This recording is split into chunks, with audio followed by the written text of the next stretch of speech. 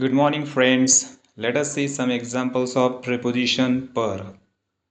First, the fee is rupees 600 per student. The fee is rupees 600 per student. प्रत्येक विद्यार्थ्यासाठी fee 600 रुपये आहे.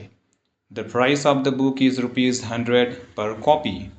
The price of the book is rupees 100 per copy. पुस्तकाची किंमत प्रतिप्रत 100 रुपये आहे. The speed is 60 km per hour.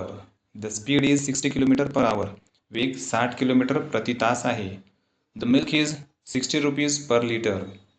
दूध 60 रुपये प्रति लिटर आहे. She earns rupees 1 lakh per month.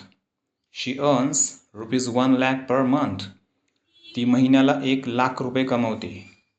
He paid 50 rupees per head. He paid 50 rupees per head. त्याने प्रति माणूस 50 रुपये दिले.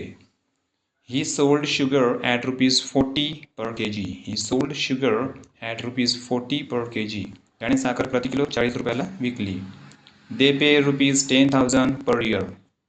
They pay rupees 10,000 per year. ते दरवर्षी 10,000 रुपये भरतात.